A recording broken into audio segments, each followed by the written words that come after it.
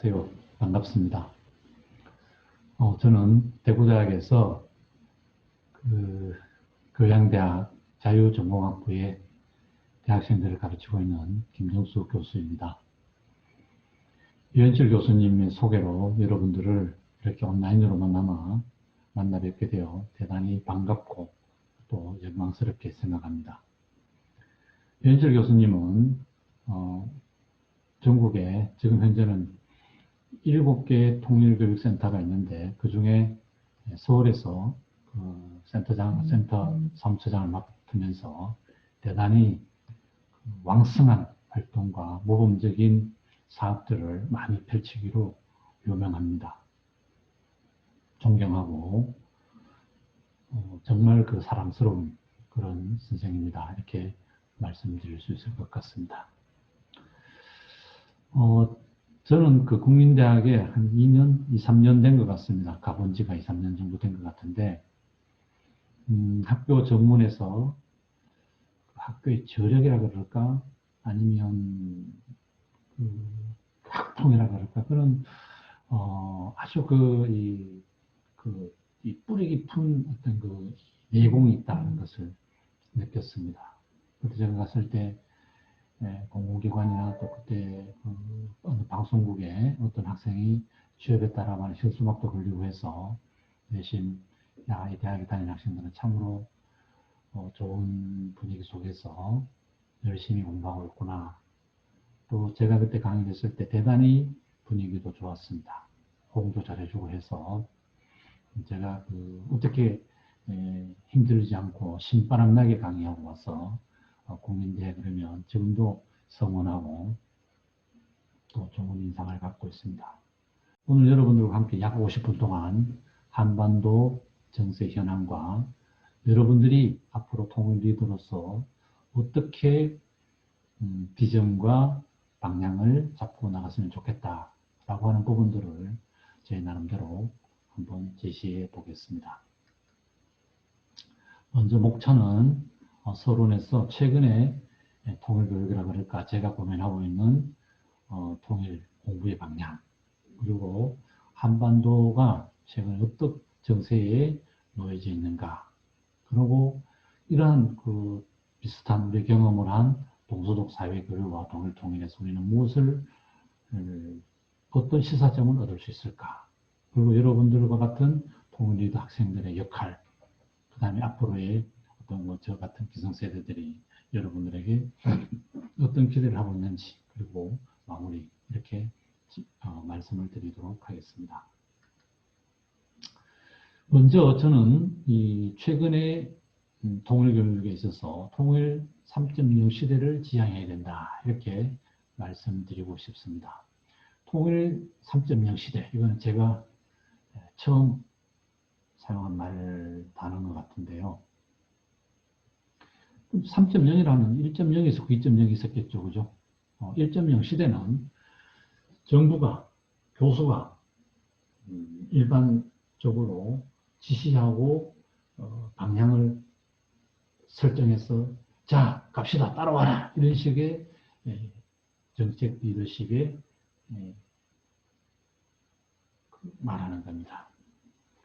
그러니까 그때는 상당히 권위적입니다. 깃발을 세우고 국민들이 그 깃발을 향해서 달려가야 됩니다. 이른바 이제 저희들 세대들은 통일교육, 국민교육 현장 세대입니다. 국민교육 현장이 이제 어떻게 시작했냐면 지금 헷갈리는데 나는 조국의 헷갈립니다. 어제까지는 생각이 났었는데요. 그렇게 해서 1998년 12월 5일인가 해서 그걸 못 외우면 저희들이 집에 보내주지 않았습니다. 담임선생님이 집에 보내주지 않았습니다. 그런 것처럼 어느 일방이 어느 일방에게 지시하는 그런 것입니다. 2.0 시대는 뭐냐? 2.0 시대는 상호 교류를 하는데 기본 포맷이 있습니다. 상호 교류를 하는데 기본 포맷이 있습니다. 그러니까 대표적인 게 이를테면 이제 방송교육 같은 겁니다. 근데 3.0 시대는 뭐냐면 맞춤형 시대입니다. 그 세대, 그 성별, 그 지역, 그 연령대와 성별과 관심사에 맞게끔 학생들의 수학 능력도 상중하 편차가 있지 않습니까? 그죠? 그러면 상에 맞는 학생에게 지역에 맞게, 그러니까 그 맞춤형 교육이 진행되는 시대가 지금은 도래해 있다. 겁니다. 그러면 한국 사회는 통일 과정에서 상당히 사회적 갈등을 갖고 있습니다. 왜? 1.0 시대, 2.0 시대는 나와 맞지 않는 교육, 내 생각과 다른 교육을 일방적으로 심어줬기 때문에 갈등이 빚어질 수밖에 없습니다. 그럼 어떻게 할 거냐, 앞으로는. 서로가 다를 수 있다고 하는, 예를 들어서 충청도와 경상도, 호남과 수도권, 영남과 강원도, 교육 내용이 달라질 수밖에 없습니다. 달라져야 합니다. 그랬을 때 그 청중들은, 학생들은 비로소 통일이라는 문제가 나와 관계가 있구나.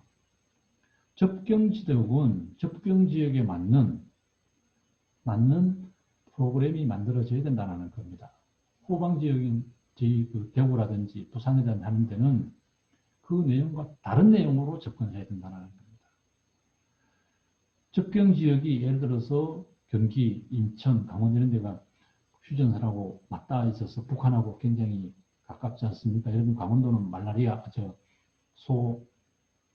소나무 그 제선충, 경기도는 말라리아, 인천은 해양의 어떤 오염, 이런 것들이 북한의 오염은 곧 남쪽의 오염과 연결됩니다. 그러면 거기에 맞는 치유법이라든지 치료 이런 게 되겠죠, 그죠? 대구 경북은 말라리아하고 관계가 없습니다. 그러면 대구 경북과 맞는 지역에 교류 협력을 했을 때 우리 지역은 어떻게 준비를 해야 되고 또 그 규모를 어떻게 가져가야 되고 누구를 참여시켜야 되고 이런 게 달라진다는 거죠. 그렇게 지역에 맞게끔 앞으로는 해야 된다. 그런 과정 속에서 충청도의 사업이 틀렸습니까? 아니다라는 거예요. 경상도 사업이 틀렸습니까? 아니다는 겁니다. 그러니까 자연스럽게 우리 내부에서도 저 지역은 저렇게 교육을 해 나갈 수 있겠다. 우리는 그러면 어떻게 우리 특색을 살리되 우리에게 무언가 도움이 되고 그런 방향으로 상황을 만들어 나가는 그런 식의 통일 3.0 시대를 이제는 만들어 가야 된다는 겁니다. 그런데 지금까지는 어떻게 그렇지 않았다. 겁니다. 그다음 두 번째로는 통일 인문학 중심의 통일 교육이 이루어져야 된다라고 말씀드리고 싶습니다. 통일 인문학이란 뭐냐면 쉽게 얘기하면 통일 플러스 인문학. 인문학은 문사철이지 않습니까? 그죠? 문학, 역사, 철학입니다. 통일은 해가 뜨나 비가 오나 눈이 오나 이루어 나가야 됩니다. 해 뜰 때 통일을 하고 비 올 때는 접는 그런 사업이 아닙니다. 그러니까 통일은 안보가 위기독해도 통일 사업을 해야 됩니다. 이러한 것은 어디서 비롯된다? 철학에서 비롯되는 겁니다. 철학을 잘 세우려고 그러면 우리 한반도의 역사가 어떻게 되어 있었고 그런 아픔을 다룬 문학 책을 보면서 자기의 마음을 거기에 맞게끔 닦아 나가야 된다는 겁니다. 근데 어때요? 현실은 그렇지 않습니다. 회사에서 저가 CEO라면 그런 학생들을 뽑겠습니다. 통일을 생각하고 철학이 있고 이런 학생들을 뽑아야 됩니다. 근데 그걸 질문하는 회사가 잘 없어요. 분단된 조국의 회사를 경영하면서 CEO들이 그런 통일을 준비한 학생들이 없었다. 그럼 이걸 정책적으로 이런 부분들에 대해서 통일부 장관이 기업 대표들을 모아놓고 부탁도 하고 이렇게 앞으로 좀 나갑시다. 그게 바로 통일 교육입니다. 여러분들 회사 사장 여러분들이 10대 기업 30대 재벌 이렇게 모아놓고 통일부 장관이 부탁도 하고 또 거기에 대한 인센티브를 줄 수 있는 방향도 고민해보고 이렇게 해야 된다는 것이죠. 그렇게 해서 학생은 학생대로 기업은 기업인대로 장관은 장관대로 행동해 놨을 때 비로소 우리의 통일교육이 풍부해지고 여러분들이 거기에 대해서 관심을 가지고 열심히 한다는 겁니다. 무엇을 할 것인가? 이게 중요하죠. 그죠? 무엇을 할 것인가? 지금 남북관계가 소강 상태, 북미관계가 냉각 상태로 빠져 있습니다. 도대체 길이 보이질 않습니다. 그러나 우리는 그 길, 그 어목한 데서 희망을 가지고 하나하나 전동불을 일으키면서 한 단계 올라섰을 때 제대로 된 통일교육, 제대로 된 통일정책, 제대로 된 한반도의 미래가 열려 나갈 것이다. 고 생각합니다. 누가 할 거냐 하는 겁니다. 그 다음에 누가 할 거냐. 여러분들이 해야죠. 여인측 교수가 해야 됩니다. 제가 해야 됩니다.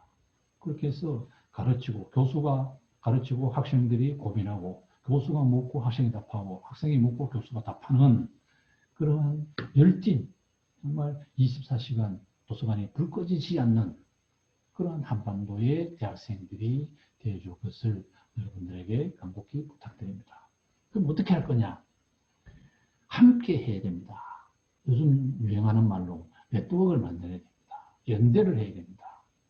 연대라고 하는 것은 교수와 그 거버넌스를 구축하는 행정관청, 뭐 서울 같은 서울시, 그 다음에 국민대가 무슨 구에 있습니까? 예를 들어서 도봉구에 있다. 도봉구, 관악구, 뭐 이런 식으로 해서 그 구, 그 다음에 그 지역 NGO, 그 다음에 전문가, 학생, 여러분들이 함께 고민해보는, 그렇게 해서 연대해서 그런 과정에서 자기가 부족한, 무엇이 부족하다는 것을 알면은 보다 더 열심히 공부해서 그것을 채워나가는 그러한 여러분들이 되어주실 것을 간곡히 당부드립니다.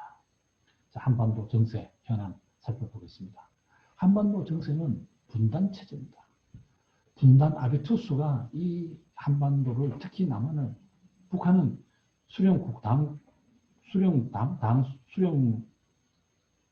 국가 체제를 만들고 있으니까 수령이 결심하면 우리는 따른다. 그렇게 해서 수령 중심으로 해서 모든 당과 그다음에 근로단체와 인민들이 단결해서 한 방향으로 가기가 쉽습니다. 다른 말은 권위주의 체제입니다. 여러분들이 쉽게 얘기하는 독재 체제입니다. 사실은 독재라는 말은 너무 이렇게 모는 거기 때문에 권위주의 체제입니다. 그 남한은 남한 나름대로 또 분단 체제가 있습니다. 이 분단에는 좌우, 진보, 보수, 정당, 교육, 언론, 뭐 종교, 그게 다 행관되어 있습니다. 보수는 보수의 체제를 유지하기 위해서 보다 더 강화하기 위해서, 진보는 진보의 체제를 보다 더 강화하기 위해서, 언론은 언론대로, 정치는 정치인대로, 정당은 정당대로 거기에 기여를 하면서 그 분단 체제를 공고화시키려고 하고 있습니다. 무너뜨려야 됩니다.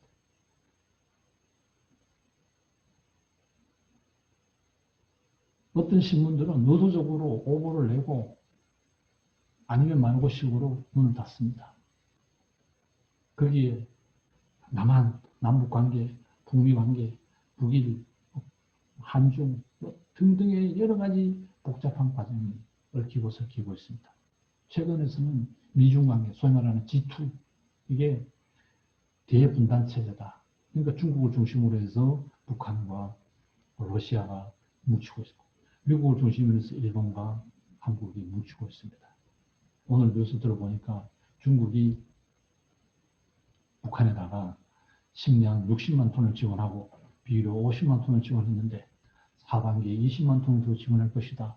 그러면 올해 중국이 북한에 지원한 게 80만 톤입니다. 과거 남한이 북한에 식량을 지원할 때 30만 톤, 40만 톤 줬다 했을 때 퍼주겠다 난리쳤습니다. 그러면 당시에 우리가 북한에 대해서 영향력이 있었습니다. 그런데 지금 중국이 북한에다가 80만 톤을 지원하는 겁니다. 그건 뭐예요? 중국의 커진 경제력, 북한이 남한 아니어도 이제는 중국하고 비교될 수 있는 게 만들어졌다. 남한 입지가 어떻게 됐다? 좁아졌다. 간단치 않습니다. 중국의 커가는 속도는 간단치 않습니다. 아무리 짧게 잡아도 10년이면 중국의 전체 파이는 미국을 앞섭니다.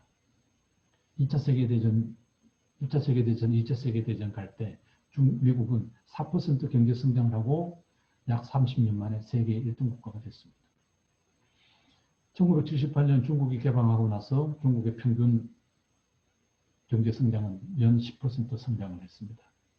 지금 코로나 어려운 시기에 5%, 6% 성장을 하고 있다. 우리가 올해 마이너스 2% 정도 성장을 합니다. OECD 국가 중에서 모범 국가입니다. 중국은 어떻습니까? 그러면 중국은 매년 7년마다 경제 규모가 배로 커지고 있습니다. 그러한 중국이 버티고 있는 북, 버텨주는 북, 기댈 수 있는 북이 기댈 수 있는 중국이 만들어지고 있다는 겁니다. 그래서 중국이 더 크기 전에 북한을 우리 쪽으로 끌고 와야 됩니다. 어땠습니까? 2017년도에는 한반도에 위기상황이 있었습니다. 그래서 2018년도에 평창을 계기로 해서 화해협력 분위기로 만들었는데, 겨우 만들었는데, 2019년에 조금 이따가 말씀드리겠습니다만, 북한하고 미국하고 협상이 제대로 이루어지지 않았습니다. 그것을 계기로 해서 남북도 거기서 한 발자국도 못 나갔습니다. 그래서 2020년에 다시 2017년까지는 아니지만 2017년과 2018년의 그 중간쯤 되는 그러한 위기 상황이 와 있습니다. 그래서 지난 6월 16일 날은 북한이 개성에서 남북 공동연락사무소를 폭파하는 그게 뉴스에서 나왔습니다. 저는 통일부에 옛날에 그 공무원으로서 근무했던 적이 있습니다. 그래서 북한하고 많은 협상도 해보고 또 그 금강산 이산가족 상봉 행사도 제가 있었을 때 제가 그 완공을 했었던 사람으로서 그 폭파하는 장면을 보고 정말 가슴이 찢어지는 듯한 아픔을 느꼈습니다. 자, 여러분, 평화는 하루아침에 오지 않습니다. 작은 일부터 우리 스스로가 만들어 나가는 그런 대장정에 여러분과 함께 나간다라고 생각하니까 왠지 뿌듯해집니다. 방금 말씀드렸던 이 한반도가 지금 냉각 상태가 된 가장 큰 원인은 2019년 2월 말에 있었던 하노이 북미회담에서 노딜이 그 출발점이었습니다. 노딜의 원인은 북미 간의 기본적 협상에 대한 차이였었습니다. 협상에 대한 태도의 차이였었습니다. 북한은 단계적으로 조금씩 그 북핵 문제를 해결해 나가는 데 있어서 우리가 진전을 하면 미국이 거기에 상응해서 북한에 대한 제재 완화 조치를 하고 중국에 가서는 한반도 평화체제를 만드는데, 평화협정을 만드는데 미국이 적극적으로 나서주기를 요구를 했습니다. 여기에 덧붙여서 일본이 미국을 움직여서 방해를 하려고 했습니다. 일본인 납치자 문제 또 거기에 거론 좀 해주시오. 미국과 북한이 협상하는 것만 해도 버거운데 일본이 거기에다가 미국에 대해서 자꾸 간청을 합니다. 미국은 어떻습니까? 일본의 간청을 거절하기가 어렵습니다. 왜? 일본하고 미국은 우리가 생각하는 것보다 훨씬 더 가깝습니다. 미국은 세계에서 제일 가까운 나라가 영국이고 이스라엘이고 그 다음에 캐나다고 호주고 그렇습니다. 그 다음에 일본쯤 됩니다. 우리는 등 해서 한 10등쯤 될 거예요. 그래서 일본, 중국은 어떻습니까? 방금 제가 말씀드렸듯이 중국은 해마다 국력이 커나옵니다. 그러니까 과거에는 중국이 북한에 대해서 그렇게 지원할 수 있는, 통 크게 지원할 수 있는 여유가 없었습니다. 근데 커진 경제력을 배경으로 해서 중국이 북한에 대해서 통 큰 지원을 해버립니다. 남한이 북한에 대해서 규정할 수 있는 그 영향력이 상대적으로 작아졌다는 겁니다. 지난 2010년, 더 정확하게 2008년 이후에 북한 스스로가 소위 말하는 자력갱생에서 커나왔는데, 그러니까 생존해왔는데, 중국이 이제는 아낌없이 줘버리는 겁니다. 거기다가 지난번에 이 고은이라고 하는 사람, 이 트럼프의 비서실장, 트럼프보다 트럼프를 더 잘한다. 저는 그렇게, 이 친구가 트럼프의 그 스캔들, 여성 문제와 그 다음에 러시아가 트럼프 대선 지원했던 거, 그거를 하원 청문회에서 밝혔던 날입니다. 그 다음에 코수염, 저는 개인적으로 이 사람 상당히 좋아하지 않습니다. 볼턴은 절대로 협상하면 안 된다. 이건 나쁜 협상이다. 그렇게 해서 당했습니다. 그래서 결국 모델이 됐습니다. 그 다음에 세 번째, 남북 간에는 좋다가도 돌발 변수가 늘 도사리고 있습니다. 이번에 우리 해양공무원 안타까운 그 서해상에서 안타까운 북한으로 피살 사건이 있었지 않습니까? 그죠? 근데 다행스럽게 앞으로 이제 북한이 사과는 뭐 대충 했습니다만은 명확하게 거기에 대한 조사라든지 이런 게 협조를 잘 해오지 않습니다. 다행스럽게도 지난 10월 10일 날 김정은 위원장이 노동당 창건 75주년 때 남한 코로나 관련 전쟁 억제 관련해서 남한에게 위로와 또 앞으로 남북이 손잡기를 원한다라고 하는 그런 메시지를 보내왔습니다. 그 다음에 이제 미국의 대선 결과 어떻게 될지. 트럼프가 되면 북한하고 협상은 좀 잘 될 것 같지만 예를 들어서 한미 방위비라든지 주한미군 철수 등등 해서 대단한 압박을 아마 가해볼 겁니다. 바이든이 되면 북한의 북핵 문제는 조금 더 어려운 점이 있을지 몰라도 한미 관계라든지 전시작전권, 전작권 문제라든지 이런 부분은 조금 수월할 수 있을 것 같습니다. 어쨌든 미국은 한국에 대해서 대단히 영향력이 크다. 거기에서 한국이 보다 더 새로운 방향에서 남북관계를 독자적으로 모색하는 데는 상당히 큰 어려움이 있다. 여기에는 남북이, 당사자로서 남북이 있지만 미국 있고 중국 있고 일본 있고 러시아가 있고 이런 부분들을 잘 조율하면서 나가야 되는 그러한 어려움이 있다. 그러니까 여러분들도 이러한 그러니까 한반도 내의 문제를 남한 내의 문제도 살펴보면서 북한 문제도 살펴보고 국제사회의 문제도 살펴보는 그러한 해안을 가지시기를 당부드립니다. 자, 동서독은 어떻게 했는가? 그것을 간단하게 좀 살펴보겠습니다. 이 빌리 브란트가 등장하기 전에 1969년까지는 서독은 동독에 대해서 소위 말하는 할슈타인 원칙을 적용했습니다. 할슈타인 정책을 폈던 거죠. 할슈타인 정책이 뭐냐면 동독을 승인하는 국가와는 어떠한 대외관계도 맺지 않겠다 했습니다.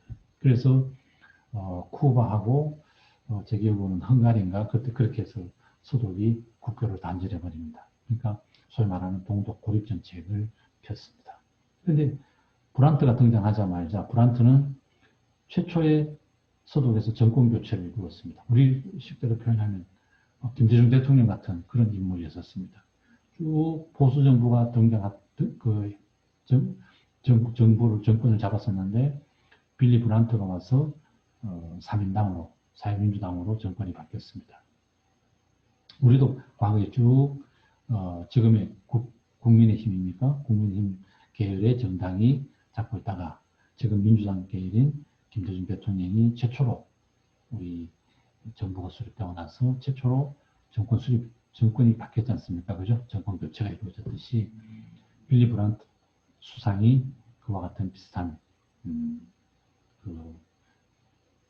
성격의 정부라는 거죠. 그래서 빌리 브란트 수상이 잡고 나서 첫 번째 했던 게 뭐냐면 그 정부 부처 중에 전독성을 내독성으로 개칭을 했습니다. 우리 같으면 한반도성, 통일부 이런 명칭을 내무성 이런 식으로 바꿨다라는 거죠. 그게 굉장히 의미가 큽니다, 여러분. 전독성을 가지고 있다는 건 뭐예요? 우리가 언젠가는 동독을 삼킬 거야. 굉장히 공격적인 거였죠. 그 내독성. 그 범위를 서독으로 줄였다라는 겁니다. 거기에 덧붙여서 이 동독과 접근을 통한 변화 이른바 동방정책을 시작합니다. 작은 것부터, 서독은 작은 것부터 펴기 시작합니다. 1970년에 우편협정, 우편, 편지 오고가고 왔다. 그 다음 71년 베를린협정. 베를린협정은 여러분 잘 아시다시피 서독은 미국, 영국, 프랑스, 소련이 공동으로 과거에는 점령했지 않습니까? 그래서 이제 1대 3이 됐지 않습니까? 그래서 서독을 3이 챙기고 1을 동독이 챙기고 동독인 1 소련이 챙기고 그렇게 해서 동독하고 서독은 그 면적이나 국민의 수나 이런 게 거의 3분의 1, 4분의 1 수준입니다. 통일 당시에 동독은 인구가 1600만, 서독은 6400만, 4대 1이었죠. 면적도 거의 비슷합니다. 그러니까 국력이 서독하고 동독은 사실 게임이 되지 않았습니다. 흔히 그때 경제 규모가 서독은 국민 1인당 소득이 3만 불, 동독은 10,000불 이렇게 했는데 막상 통일되고 나서 보니까 그 격차가 훨씬 컸다라는 거죠. 전 지금 마찬가지라고 생각합니다. 우리가 북한의 1인당 국민소득을 달러로 환산해서 연간 1200불 정도로 이렇게 보는데 저는 그렇게 보지 않습니다. 우리 32,000불이잖아요. 북한은 800불도 되지 않습니다. 제가 보기에는. 그러니까 지금 북한이 가지고 있는 가치보다 훨씬 더 높게 평가하고 있다. 그겁니다. 그러고 나서 이제 72년에 통행협정, 기본협정 이런 식으로 74년 체육보건협정, 86년 문화협정 이게 뭐냐면 국민이 체감하는 정책, 국민이 체감하는 교류협력을 폈다는 것이죠. 그러니까 국민들이 어떻게 해요? 박수치죠. 왜? 나의 가족, 내가 여행할 수 있고 내가 어떻게 동독하고의 그 교류와 나의 삶이 되니까 박수쳤다는 거죠. 근데 우리는 장관급 회담, 대통령 정상회담 이런 거 하면서 실질적으로 그것과 국민들은 피부에 안 와닿습니다. 말은 그럴듯하고 번쩍번쩍거리는데 화려한데 이게 나하고 어떤 관계가 있지 이랬을 때 그 관련성이 그렇게 크지 않게끔 정책을 펴왔다는 겁니다. 그에 비해서 서독은 이런 국민에게 체감하는 정책을 펴니까 이 정책을 뒤집을 수 없어요. 다음 정권에서 못 뒤집습니다. 근데 우리는 어때요? 뒤집었던 거죠. 뒤집었습니다. 바로 국민에게 그 기반을 두지 않았다. 두지 않은 대북 정책이었다. 국민에게 기반한 대동독 정책이었다. 이런 차이가 있다는 겁니다. 두 번째, 이 동서독 스포츠 교류 역사는 때도 단절과 그 대립이 있었습니다. 대표적인 게 이제 1961년에 동독에서 베를린 장벽을 세우니까 이 서독에서 듀셀도르프 결의라고 하는 동독과 모든 스포츠 교류를 단절해버립니다. 65년도에 교류가 재개되긴 합니다만은 어쨌든 동서독 때는 거침이 있었습니다. 근데 우리처럼 그렇게까지는 아니었습니다. 그건 뭐 여러 가지 원인이 있습니다. 우리는 그 휴전선을 정해서 DMZ, 말이 비무장지대인데 거기에 세계 최대의 군대가 거기에 서로 총을 겨누고 있지 않습니까? 그 다음에 이 해양에서 늘 사고가 날 수 있는 잠재적인 그런 위협 요인들을 안고 있죠. 시한폭탄처럼 안고 있죠. 근데 독일이나 우리하고는 격렬한 그런 건 없었습니다. 그 다음에 이제 동서독 사회문화 행방. 이게 제가 굉장히 강조하는 겁니다, 평소에. 여러분, 이런 질문을 많이 합니다. 우리 학생들도 그런 질문을 할 수도 있어요. 교수님, 언제 통일이 됩니까? 이렇게 할 수 있어요. 근데 언제 통일이 됩니까? 라고 하면 보통 전문가들은 15년 뒤에 된다. 2000년도 15년 뒤에 된다 그랬어요. 지금도 모르면 15년 뒤에 된다고 합니다. 그건 바보 같은 얘기예요. 근데 공부하는 사람으로서 통일이 언제 되냐라고 묻는 게 아니라 어떤 상황이 만들어지면 통일이 된다라고는 얘기할 수 있습니다. 그건 동서독에서 어떻게 했냐면 서독의 국민들의 3분의 1이 서독을 다녀가고 동독의 국민이 3분의 1이 서독을 다녀갔을 때 동서독은 통일이 되었습니다. 자, 한반도로 가지고 와 봅시다. 북한 주민들은 지금 2,500만입니다. 2,500만 중에 3분의 1이 남한을 다녀갈 때 한반도는 통일이 된다고 한 것입니다. 비로소 교류협력이 중요한 이유가 거기에 있습니다. 장관급 회담 한번 하면 장관하고 수용을 하고 와서 10명 미만이 왔다 갔다 합니다. 그게 중요한 게 아니라 그 회담으로 말미암아서 많은 사람들이 우리가 가고 북한 사람들이 남한으로 올 수 있어야 그것이 의미가 있다 이 얘기입니다. 근데 지금 회담들이 그랬느냐? 안 그랬다는 겁니다. 쉬운 것부터 해야 되는데 우리는 그것을 너무 화려하고 보여주기 시작했다. 자, 동서독에도 주요 성과 이렇게 있습니다. 1956년 멜버른에서 열린 16회 올림픽, 또 그 이후에 7회 동계올림픽에서 공동선수단을 파견했습니다. 자, 여러분 한번 보십시오. 57년에 동서독이 교류한 경기가 1530회. 이 1957년 한 해 했던 게 우리 한반도는 분단되고 나서 지금까지 했던 것보다 이게 더 많습니다. 참가 인원도 35,088명. 남북이 지금까지 교류했던 거 다 합해도 35,800명이 될까 말까 한 수입니다. 관광객 빼고. 그러니까 한반도는 아직까지 분단을 했고 분단의 체제를 가지고 있고 동서독은 어떻다? 분단 체제를 허물고 1990년 10월 3일 개천절에 이 친구들은 통일을 해버렸죠. 그 힘은 뭐다? 바로 교류협력이 있었다는 겁니다. 그 60년대에 벌써 로마 올림픽, 도쿄 올림픽에서 같은 국기, 같은 국가로 출전을 했습니다. 우리는 90년대 이후에 와서 흉내는 냈습니다만은 안타깝죠. 이른바 이 신동방 정책은 제도적 틀을 스포츠 분야에 먼저 갖추었습니다. 우리는 북한하고 스포츠 교류를 하겠다고 의정사나 못 맺었거든요, 아직. 74년도에 동서독 스포츠 의정서가 맺어집니다. 동방정책을 하고 나서 4년 만에 하는 거죠. 그 다음 79년 때는 문화, 과학, 방송 협정까지입니다. 방송을 서로 주고받습니다. 우리는 북한하고 신문도 교환하자 그러면 난리 납니다.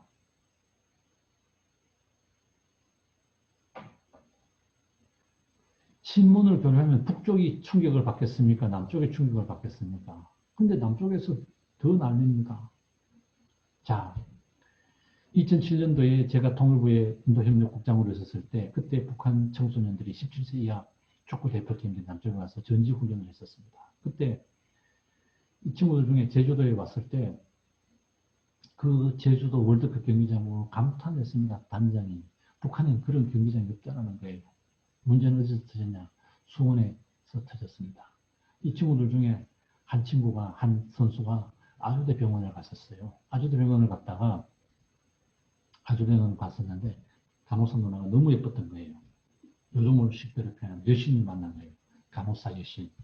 그래서 이 친구가 병원에 갔다 와서 다른 선수들한테 얘기를 했어요. 야, 그 오늘 내가 병원에 가보니까 누나애가 천사더라. 천사가 왔어. 피부도 너무너무 좋고 막 키도 크고 너무 예쁘더라. 이렇게 막 자랑을 했어요. 그러니까 이 축구 선수들이 다음날 운동장에 가고 다 병원에 간호사 누나에 보려고 다 모였어요. 감독이 몰랐습니다. 저는 운동장씩 팍 이렇게 된 거예요. 자, 교류를 하면 우리가 충격을 받는 게 아니라 북쪽이 충격을 받습니다. 우리 남쪽 여러분들은 평균 키가 남학생들은 북쪽 아이들보다 여러분들은 10cm 큽니다. 평균. 우리 여학생들은 평균 6cm 큽니다. 몸무게는 10kg가 더 무거워요. 남쪽이. 여러분들이 보면 북쪽 아이들은 대학생들이 초등학생 같아 보입니다. 그게 무슨 연정을 느껴요. 연민을 느낄지 모르면 연정을 느끼지 않는다고 가슴 설레고 이런 게 없어요. 근데 북쪽 애들은 남쪽에 와보고 어때요? 아, 난 너무 예쁘다 이런 느낌을 갖는 거예요. 그 문화 충격은 북이 훨씬 더 납니다. 그러니까 신문 방송 교류를 하면 누가 충격을 받아요? 우리 드라마 북한 사람들이 많이 볼 거 아니에요. 제가 북한 사람들이 물었습니다. 당신들 왜 그렇게 남쪽의 한위에 그렇게 열광하느냐? 남쪽의 드라마가 재밌다라는 거예요. 키스하는 장면도 나오고. 북한 사람들도 사람이기 때문에 그런 장면을 보고 싶어 하는 거예요. 근데 우리는 아직 자신있게 그런 정책을 못 펴고 있는 거예요. 펴도 된다. 조직적 체계에서는 한마디로 말하면 서독의 민간단체, 동독의 민간단체가 교육협력의 중심에 섰었다.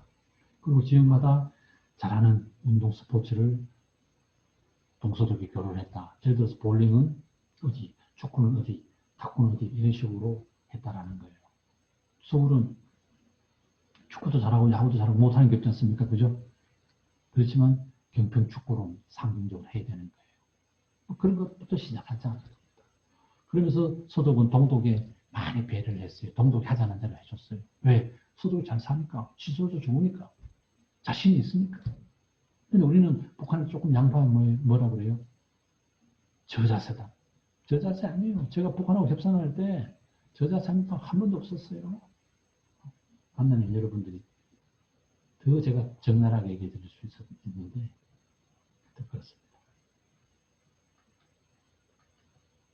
시사점. 우리는 첫 번째 동서독 모습을 보면서 일관된 정책을 폈다. 어떤 유효성 간에 진보에서 보수로 가는 과정에서는 그 진보가 했던 정책을 보수 그대로 받아줬다. 우리는 그대로 뭉개버렸습니다. 총체적 접근했다. 경제, 사회, 문화, 체육, 특등 총체적으로 했다는 겁니다. 이러한 서로 간의 만남이 통일 후에도 후유증을 최소화한다. 이른바 사람의 통일은 사람끼리 통일을 해야 되잖아요. 통일했는데 젊아들은 북쪽인 촌놈, 젊아들은 남쪽의 깍쟁이 이러면 안 되는 거예요. 그게 대표적인 예멘이잖아요. 예멘은 그렇게 해서 내전을 했지 않습니까? 그죠? 그래서 나중에 북예멘, 남예멘을 통합해서 무력 통일을 했었습니다. 합의 통일해서 무력 통일을 했다. 예멘 사례잖아요.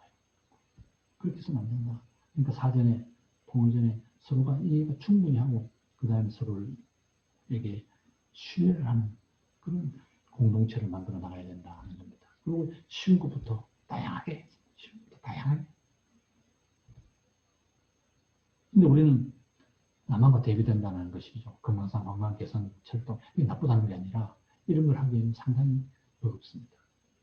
우리 혼자 할 수 없습니다. 지금 미국의 전략 물자, 국제사회가 대북 제재하는 물자, 또 우리가 오히사 조치로 북한에 제재하는 물자에 이게 다 해당될 수 있습니다. 그래서 지금 개성문단 제기하기가 쉽지 않습니다. 자, 여러분들은 그럼 어떻게 할 거냐? 첫 번째, 현상을 정확하게, 정밀하게 보되 멀리 봐야 됩니다. 아까 여러분들이 정밀하게 봐야 됩니다. 나무도 봐야 되고 숲도 봐야 된다. 숲만 봤어도 안 되고 나무만 봤어도 안 되고. 나무만 보는 사람들은 뭐다? 북한의 흠을 만듭니다. 그러면서 숲을 봐야지 이 흠을 감출 수 있습니다. 흠 없는 사람은 없거든요. 대한민국은 서독처럼 그렇게 복지정책이 잘 되어 있느냐? 북한 사람들이 남쪽에 왔을 때 굉장한 어려움을 겪습니다. 자살한 사람들도 많습니다. 의외로. 그 뭐예요? 우리가 가지고 있는 사회가 그렇게 따뜻하지 않다는 겁니다. 따뜻하지 않았을 때 통일되면 어떻게 된다? 국민통합이 되기가 대단히 어렵습니다. 그래서 공인은 은행을 신중할 때 기대를 키우지 말아야 됩니다. 저는 최근에 공인들이 나와서 개성공단 열어야 된다. 금강산 열어야 된다. 잘못이라고 생각합니다. 국제사회에서, 미국에서 그 얘기 들으면 저 사람들 참 철없다. 정서적으로 접근한다. 이렇게 받아들입니다. 대화하기를 꺼려합니다. 늘 의심하게 되는 것이죠. 누가 해야 된다? 민간이 해야 됩니다. 쉬운 것부터. 이산가족 상봉 행사. 지금 코로나 때문에 이산가족 상봉 행사를 할 수 없습니다만 이산가족 상봉 행사. 코로나 물류 지원하고. 그렇게 북한 사람들의 마음을 놓고 우리가 설령 북한 사람들이 좀 서운하게 하더라도 남북 공동연락사무소 같이 그렇게 폭파하는 일은 하지 않도록 해야 됩니다. 그 다음 일희일비하지 않아야 된다. 남북관계는 밤낮이 있을 수 있고 사계절이 존재합니다. 추운 겨울이 있으면 봄이 옵니다. 기다릴 줄 알아야 됩니다. 그게 비로소 철학이 있어야 된다는 겁니다. 그 다음에 여러분들은 통일단체에 관심을 가지고 진출도 많이 해야 됩니다. 서울은 NGO가 많습니다. 서울시 통일교육은 43억입니다. 제가 있는 대구 경북에 비해서 40배가 큽니다. 40배. 통일교육 시장이. 그보다 더 큰지도 모르겠습니다. 그래서 여러분들이 실무자로 많이 들어가서 실무자로 들어가서 대학원에 가서 연철 교수님 지도받으면서 박사논문도 쓰고 그것이 곧 보다 제대로 된 리더가 되는 길입니다. 그리고 평화통일교육의 흐름을 따라서 민주시민교육으로 이 프로그램 내용도 풍부하게 하고 그 교육의 내용도 확대해 나가야 됩니다. 또 전문성도 키워야 됩니다. 최근에는 피스 모모라는 단체에 있습니다. 어린이대동 이런 데서 그 사업들 진행하는 건 굉장히 구체적입니다. 그런 설계를 누가 한다? 여러분들이 앞으로 해 나가야 된다는 것이죠. 그 다음 시민과 함께 해야 됩니다. 시민과 함께. 시민 없는 시민단체가 됐습니다. 시민 함께 해야 됩니다. 그리고 체험 위주로 하고 그리고 지역의 역사, 문화 이런 것들 기반으로 통일교육이 만들어져야 됩니다. 그러니까 수도권과 우리 그 접경지역 그러니까 서울과 경기도는 의미는 다른 통일교육이 진행되어야 된다는 것이죠. 그런 것 누가 고민해야 된다. 여러분들이 고민하고 여러분들이 공부해서 그런 프로그램들을 만들어야 됩니다. 그런 프로그램을 잘 만들면 세계적인 평화 교육자가 되는 것이죠. 여러분들 가운데도 노벨 평화상을 받는 사람이 나와야 되지 않겠냐는 겁니다. 그런 과정에 스스로 문제 해결 능력을 키우는 겁니다. 통일 리더는 스스로 문제 해결 능력을 키워야 된다. 그러면서 끊임없이 남북 교류 협력을 염두에 두어야 된다. 그 사업을 통해서 북한 사람들은 어떻게 교류 협력을 하지? 그런 그 사업을 하는 통해서 확산시켜 나가는 그러한 여러분이 되어주실 것을 당부드립니다. 역사적인 자리에서 아무리 좋은 합의나 글이 나와도 그게 제대로 이행하지 못하면 좋은 결과에 기대를 품었던 분들에게 더 낙심을 주지 않겠나? 누가 있냐? 김정은 위원장이 4.27 판문점선을 하고 나서 실천을 강조했습니다. 이것은 남쪽에다가 그동안에 14선은 6.15 14선이 진행되는 과정에서 이행하지 못하는 데 대한 서운함을 이렇게 표현했던 겁니다. 자, 연대의 중심에 서야 된다. 지역단체와 협력. 여러분들 요즘 주로 여러분 게임하고 그죠? 그래서 혼자 노는 데 익숙해져 있습니다. 저는 술을 마셔도 밥을 마셔도 혼자 밥을 가지 않습니다. 누군가 함께 갑니다. 그래서 여러분들이 지역사회에서 활동하는데 그 협력하는 범위가 넓으면 넓을수록 여러분들의 그 딛고 서 있는 땅은 단단하고 토대는 굳다. 이렇게 얘기할 수 있겠습니다. 자, 변화를 꿈꾸는가? 우리가 사회에서 한국 사회가 변화되어야 된다는 이 최고 안 변하는 게 어느 분야나 북한 정권에 대한 인식입니다. 잘 안 변합니다. 특히 대구 경북은 안 변합니다. 제가 이게 그림이 어떤 가설이냐면 부울경, 부산, 경남, 울산하고 대구 경북하고 북한 정권에 대한 인식, 북한은 협력 대상이다 이렇게 보는 그 차이가 부산하고 우리하고 12% 차이 났습니다. 투표에서도 진보 진영 찍는 게 12% 차이 나더라고요. 그만큼 북한에 대한 인식, 이것은 어느 정당의 지지가 중요한 게 아니라 우리 한국 사회가 따뜻한 사회가 되고 북한을 포용하는 사회가 되고 그런 과정에서 대단히 중요하다. 이런 차원에서 말씀드렸습니다. 통일운동 교육이 활성화되어야 되는 이유가 바로 여기에 있습니다. 통일, 인문학적 접근을 해야 된다. 타자의 타자성을 인정하고 그 타자성을 그러니까 나와 다른 사람을 틀리다가 아니고 다르다라고 인정하고 그러한 것들을 인문학에서 배워나가는 그런 게 대단히 중요하다. 결국은 뭐다? 시민의 힘이다. 국민의 지혜다. 시민의 힘은 누구다? 시민은 여기 누구예요? 바로 여러분들이 시민입니다. 그래서 무릇 한 나라와 한 민족이 주체성을 갖추고 국민의 생활을 하려면 반드시 기초가 되는 철학에 있어야 되는 법인이 김구 선생이 하신 말씀입니다. 여러분들이 통일에 대한 철학을 만들고 그래서 여러분들의 지혜와 그 지혜를 바탕으로 한 여러분들의 자기 문제 해결 능력이 커지는 사회, 그것이 바로 통일 사회로 나아가는 지름길이다. 저는 그렇게 생각을 합니다. 여러분 코로나 잘 이기시고 경청해 주셔서 고맙습니다. 안녕히 계십시오.